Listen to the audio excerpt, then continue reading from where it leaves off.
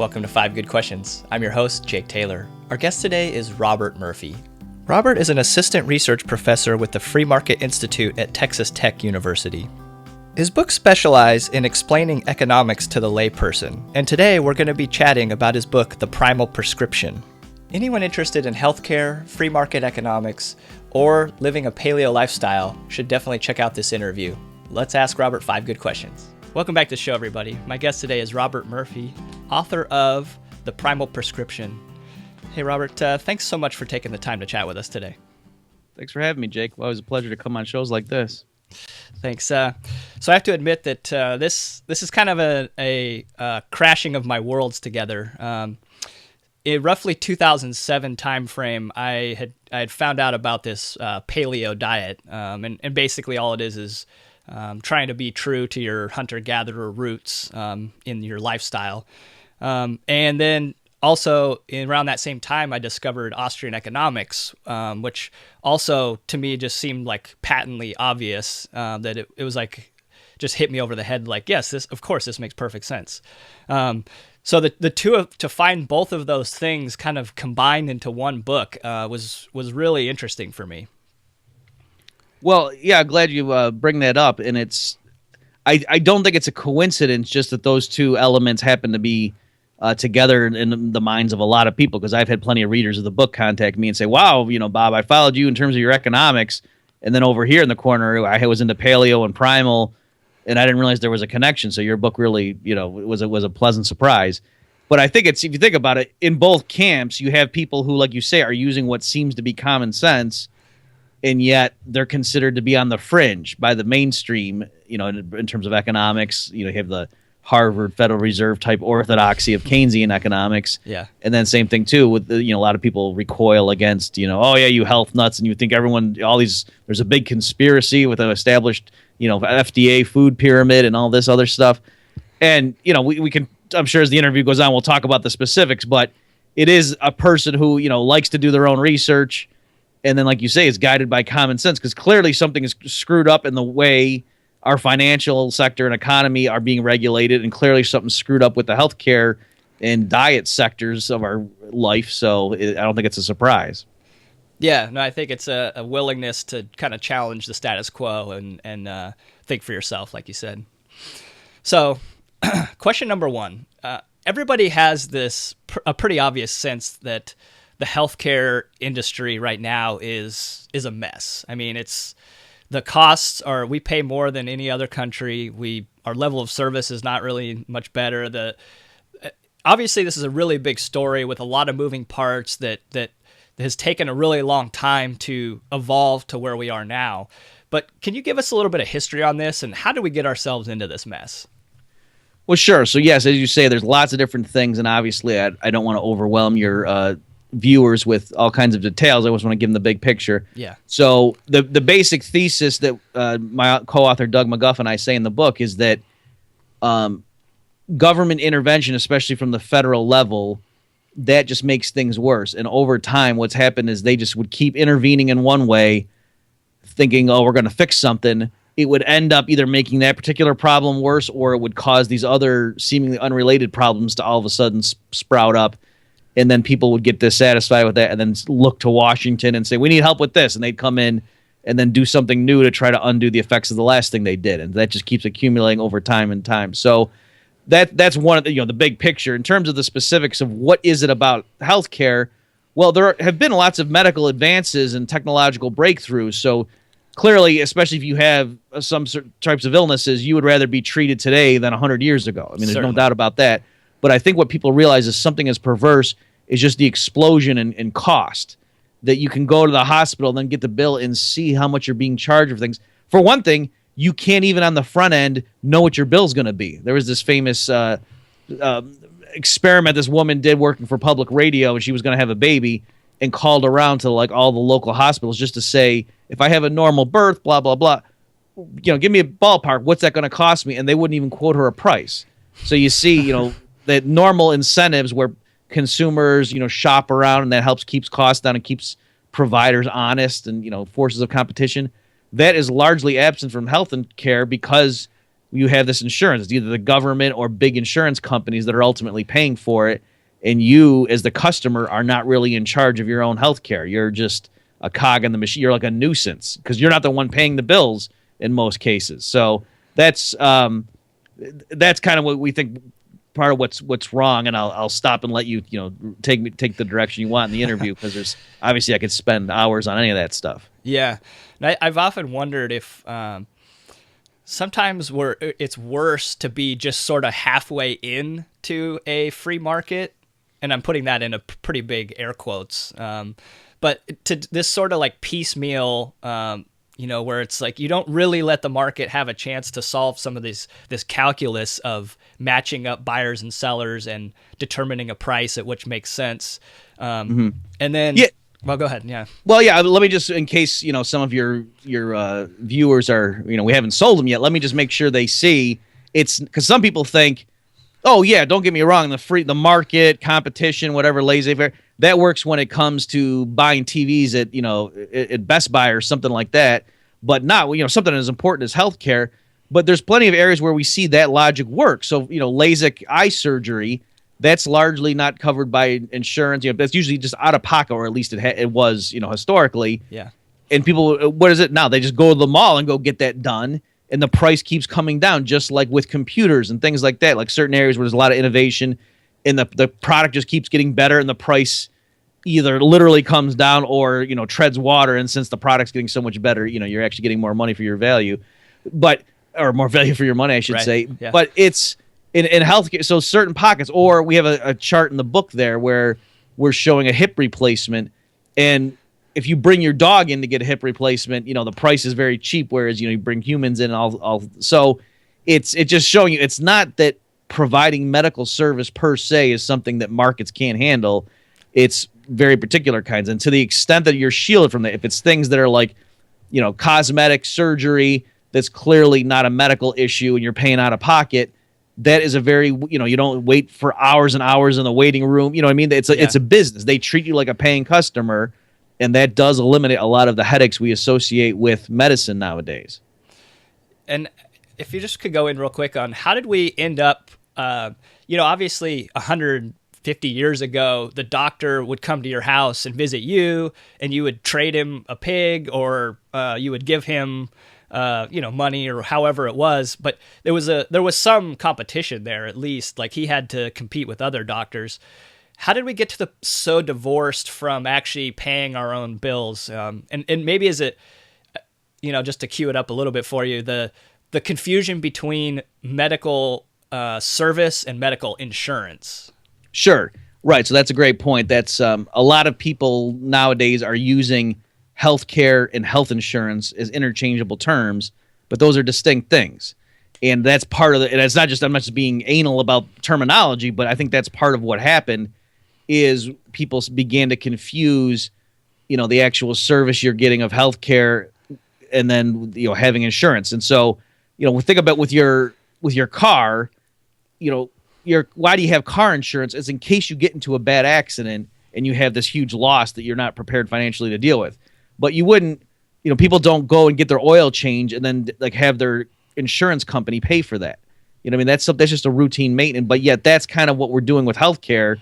Is where, you figure, oh, what's my copay when I go to see the doctor? There's real, predictable expenses. Whereas, in general, insurance is supposed to be for these real catastrophic things, not just standard where you're comparing how much am I paying in premiums, then how much am I getting out of it this year. That's not what the function of insurance is supposed to be. Right. And so how did we get to this point? Well, it was a series of things, just to give you some of the major milestones.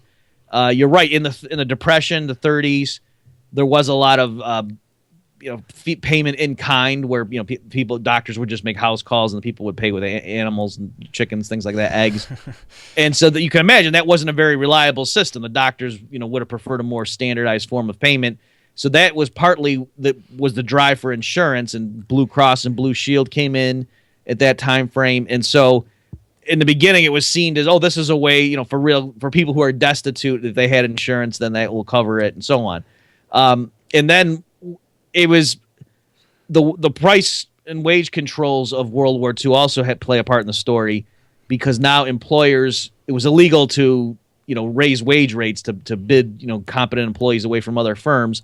And so employers were allowed to offer to pay for health insurance. Mm-hmm. All right. And then also the tax code treats, if your boss spends $10,000 paying premiums for your family for health insurance, you don't have to, on your income taxes, declare that as like a taxable form of compensation. Benefit, right? Whereas the boss gives you $10,000 in cash, and then you go buy health insurance, you're paying taxes on it. So there's this huge incentive for employers to pay in premiums because of the way the tax codes is that. So again, that's partly now why the default is you get your insurance, your health insurance from your boss, right?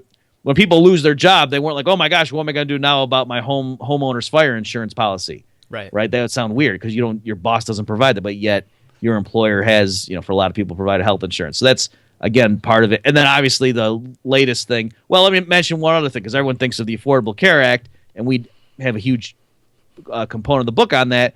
But something that a lot of right-wing Republicans don't realize is Ronald Reagan signed into law was called MTAL, Emergency Medical Treatment and Active Labor Act, where this idea that if somebody rolls up to a hospital with a gunshot wound with no insurance, the hospital has to treat the person or else they get in big trouble. Right. Well, that that sort of regime was largely installed during the Reagan administration, and that was partly why a lot of hospitals said we need the government to come. This hybrid system is not going to work. You know what I mean? Where it's like half socialism, half capitalism. Where we're forced to treat people, but yet we can't get paid for it. That doesn't make any sense. So that was part of what laid the groundwork for why people eventually said we need major reform, which was called the Affordable Care Act, aka Obamacare. Right. So question number 2, you wrote this book with the help of a medical doctor, and I'd expect with your background in economics that you focus more on the economic side of things, and maybe he was more in the medical specific things. But as far as a prescription for us as individuals, what gives us the best chance of surviving this sick care sinkhole? And what does it mean to be primal? We talked about it a little bit, but maybe you could just elaborate a little bit on that. Well, sure. So they'll do the second question first there. So the book is called The Primal Prescription, and that's because it's published by the Primal Publishing House. And Mark Sisson, who author of the Primal Blueprint, was the one who connected me with my co-author Doug McGuff. That he had been a personal friend of Doug and knew Doug was working on a book like this. So that was part of the connection. But yet the two do go together, as we've said. That sort of common sense way, natural, and I'm putting that in quotation marks. I mean, it doesn't mean that it's primitive, but it means things of not trying to second guess nature and so on. And that's a lot of what's going on here, that technocrats try to guess which way the economy is going to go and so on. So that's why there's that affinity there, the two approaches. So you're right. Doug, my co-author, is an ER medical doctor, and so clearly when it comes to the personal anecdotes and things, he was obviously the one supplying those, and he also was the one making sure that the any medical claims we were making and things about diet, nutrition, that was all in accordance with the latest journal studies. And so what Doug's recommendation is to people is, number one, obviously try not to get sick in the first place. Yeah. And so if you have a primal lifestyle, that's the best thing you can do. But then he does say, but you can't, that's not going to be a guarantee. And so he says you do need somebody. And so we have chapters in there about how do you pick a personal physician, and he's got lots of recommendations about the kind of person you want. And just some of those things are, you want someone who's outside of the system, right? Someone that you can just write checks to and pay directly, and that you are that person's customer, and you want to have that, doctor, patient, but also seller customer relationship to keep all the incentives correct. You don't want, some third party insurance company being the one quibbling over, well, I don't think the person needs that treatment, or I got to order all these battery of tests to protect myself because otherwise if something goes wrong, I'm going to get sued.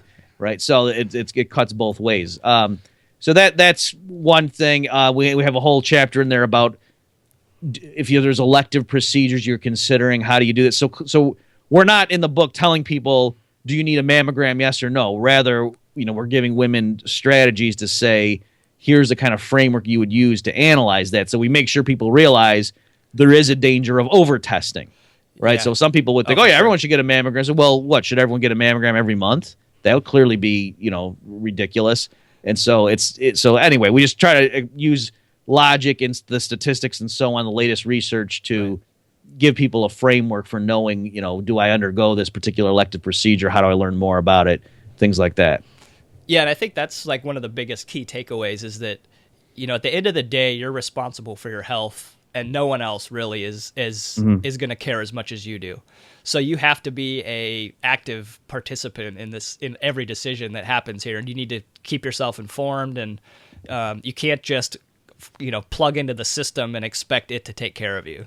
Yeah. Oh, another thing, we have a section, I think it's a whole chapter actually. If you have to go to the hospital, here's what you do. And that's where Doug really shines because, again, he's working as an ER doctor for decades. Yeah. I mean, stuff that's on the one hand sounds real simple, like, make sure you write out your social and all this stuff on the front end and laminated things. And believe me, the lady to enter. So, like, how to make sure that it's not your computer records that are all screwed up and they're constantly giving you the wrong, treatment or getting you mixed up with, how do you make sure that you're not the person that those horrible things happen to? That's part of what we do in the book. So it's very, on the one hand, yes, we have a big picture and a vision of how things can be different, but we also give extremely practical advice from a guy who's, been in the trenches for decades. Yeah. I think, in the investing community that I'm in, a checklist is a really big idea.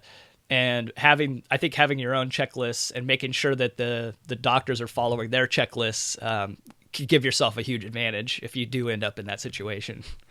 Right, because it's, if something's going to happen due to human carelessness, it's not going to be out of malice. It's not that the nurses are going to get in a huddle and say, let's stick it to that guy down the hall. It's just going to be an oversight because they're overworked. And, and Doug does a good job in those chapters of explaining the constraints that these medical professionals are under. Yeah. And so you can kind of you can see how the system really is cratering in many respects, just because what these people are being asked to do is just harder and harder. Right. But then again, you can't control that. But what you can do is make sure that they're lucid when they're dealing with you, and that they're paying attention to you. Right.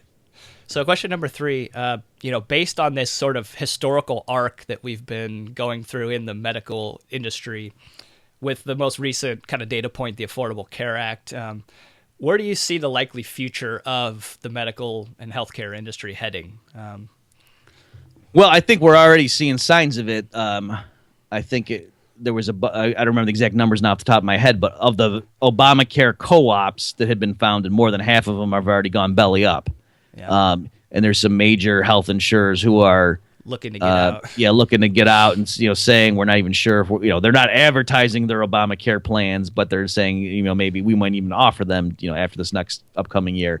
So I think, and there were a lot of things in the Affordable Care Act legislation that had been deferred. And so even if there are major players now who are going under or who are saying, geez, I don't know if this is, the finances are going to work here, it's only going to get worse is what I'm saying, because there were a lot of things like subsidies. It was called like the risk corridor program where the federal government was going to share some of the risk with the major insurers. So, I mean, a lot of that stuff is, now winding down. And so it's sink or swim time. So I think you're going to see a lot of sinking. What's going to happen. So I think there's two major ways they could take it. One is they really could get serious about forcing people to sign up, but just by jacking up the individual mandate penalty. Because at some level of punishment, I think, they can force most people into the system, to voluntarily sign up for this wonderful, affordable health insurance they have to be forced to buy. And that might get by some more time, or they might just realize that's politically unpalatable, and they might just say, we go straight for, single payer. I think in the long term, no matter what, the ultimate goal is, and we have plenty of quotes in the book about people saying that openly, so it's not like a conspiracy theory that people thinking this system of relying on private health insurance companies is just cumbersome and crazy. Let's just, since we're having the government ultimately backstop everybody anyway, why don't we just get rid of the middleman and just do it directly and just have the government directly pay for the majority of health services, in the country. So I think a lot of people believe that's the system, and whether that was their intent or not, the current thing of the Affordable Care Act, I think is just going to cause problems. Insurance, so what people can expect, they're going to get worse and worse service. Their insurance companies are going to get more bureaucratic, premiums are going to rise. They're going to have more limits on, in-network treatments and which doctors are in network and things like that. So, just to give you one example, so imagine you're a health insurance company, and now it's illegal for you to turn away somebody who has cancer that applies for a policy. If they wait for the the enrollment period and stuff. Yeah. You have to treat. So walking into this, you're going to lose hundreds of thousands of dollars, possibly. You know what I mean? Because you're not allowed to charge a higher premium. You got to charge them the community rating. So I mean, it just turns people into walking financial liabilities. So one way you can minimize that is you can say, okay, for this city, who is acknowledges the best cancer doctors, and then make sure they're not in network for your plan. And so that when people are shopping around to say which insurance plan do I want, which company do I want to apply to, they don't pick you. All right. So, that's a terrible outcome, but that's what the incentives lead them to do. Yeah, and so I think people are going to keep seeing stuff like that when the government's trying to force companies to give them free or very cheap stuff. Don't be surprised when they somehow dilute the value of the product and try to adulterate it. Huh.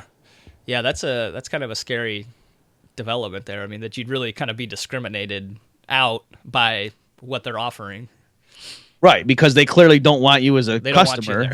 And so, there's no way you're going to be able to pay as much to them as they're going to have to pay, in claims. So they're going to do everything they can this side of the law of keeping you out. And I think people aren't realizing it's not just, oh, shoot, we have to take you, so be it. They can come up with all kinds of ways that are not explicitly discriminatory, but yet make it so you don't want their service. Right. So question number 4, we talked a little bit about what you can do personally to help yourself out. What can we do as a society to maybe correct some of this and try to fix, or is there too much momentum towards a single payer that, it might be a lost cause and we should just, plan on trying to opt out as much as we can? Sure. So I think all of the above that, and this is dovetails with my philosophy when it comes to my views on economic policy. Like I think the things that the Federal Reserve and the federal government are doing in terms of the economy are horrible too. And so there, ultimately, as an economist, I try to educate the public, write books, give talks, write blog posts and things, because the more people who are educated and understand this, that's going to make any solution more feasible. But yes, in the short term, I think we're already approaching the iceberg, and so we're not going to be able to turn in time. And so I do think a lot of people just need to, whether with their own finances or in terms of health coverage and your medical care, just to sort of secede from the main established system, if you will, and try to just navigate around it as best you can. But ultimately, the only way we're going to get long-term improvement is if more and more people are educated. So yeah, everything's the future's not set in stone, and people have free will, and if the reason we've gotten down this far is the public has been erroneously convinced that, that markets don't work when it comes to health care, and that more government intervention will lower costs and make things more efficient, which amazes me. People think that, but they do. And so what else can we do except try to change that erroneous view? Yeah. So question number 5 kind of dovetails a little bit in with that. There are a lot of prominent futurists who believe that advances in medical technology, whether it's DNA sequencing, robotic surgery, stem cells, like a home medical tricorder, like out of Star Trek, all these cool technologies that are probably not that far off. Is it possible that the technologies like these are going to bail us out of what I think you and I probably would both agree that the hole that our government's dug for us? I mean, is technology going to come to the rescue again here? Well, that's a great question. I think those developments certainly help, but the problem is when the incentives of the system are misaligned, it leads to innovation in the wrong areas. You know what I mean? So I think there's that problem. Like there's a lot of stuff with electronic medical records, EMRs, but I think in certain settings, it's actually counterproductive. I mean, I've talked to so many healthcare professionals, ranging from just like the people who take your blood pressure to the full nurses to the full, surgeons and stuff.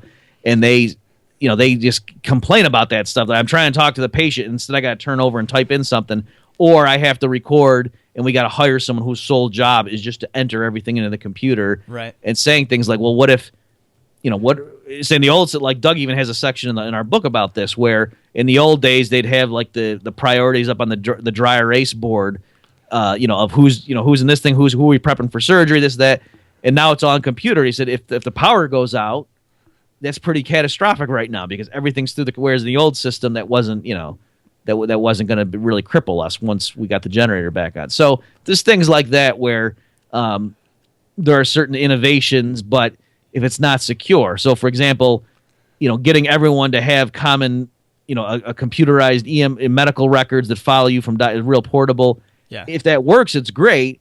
But if they don't do a good job and secure the security, now all of a sudden, there's hacks and, people know your whole medical history. So things like that where in principle, a lot of this stuff has great promise. But ultimately, if the system is inherently flawed, a lot of that potential is going to get wasted. And in fact, you're going to perversely see advancements in technology that you wish would be hindered. So, yeah.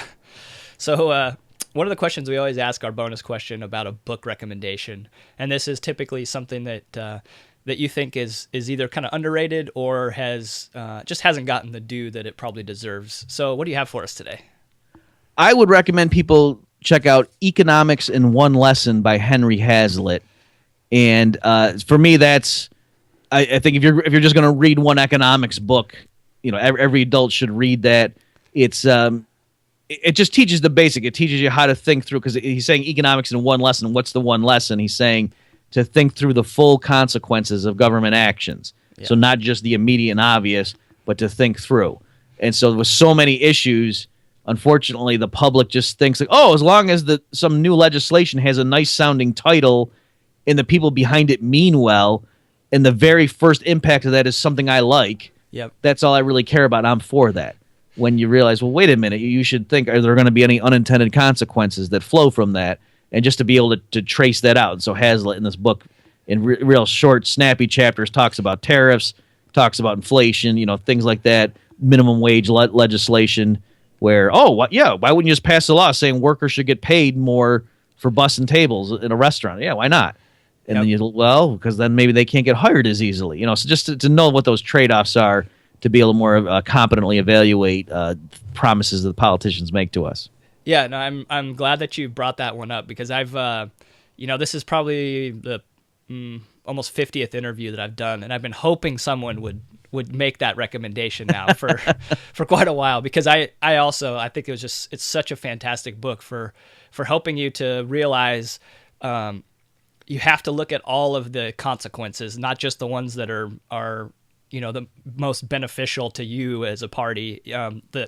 It's basically the one lesson is the law of unintended consequences, and how do you measure everything that happens there. But yeah, I mean, Hazlitt he's such a clear writer that it's like you're almost jealous of how well he can write. Yeah, because the subject, unfortunately, with economics, it's very important, and just about everything politicians talk about touches on economics at some, except perhaps, certain types of military policy. Yeah. But it's also very dry, right. So for the longest time, the Federal Reserve got away with its shenanigans, in my view, because it was so boring. It's, right. They're going to talk about the central bank. I mean, I would teach that stuff about open market operations. The kids in my class want to jump out the window. Yeah. Right. So but yet, if I'm right, then the Federal Reserve is largely responsible for the business cycle.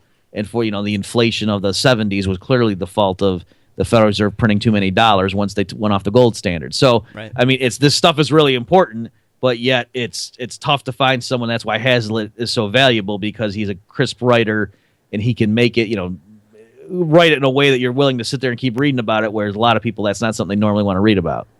Yeah, no, I agree completely. It's a huge service, and I think it's kind of a shame that it's not like compulsory reading at some stage of your education. But see, we're all about liberty. Yeah. We got to just invite people to read it, and they'll do it of their own volition. Yeah, that's true. All right. Fair enough. So, Bob, thanks for coming on the show. I found this really fascinating talk. And there's few topics really that impact people as much as healthcare really does. I mean, we all have health that we're managing. So I think this is hugely valuable.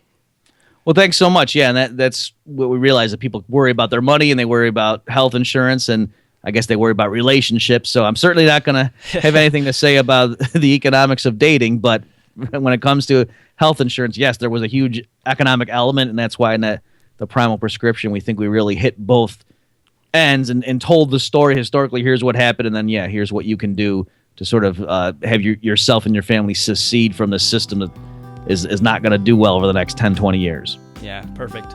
Well, Bob, thanks again for coming on. Thanks for having me, Jake.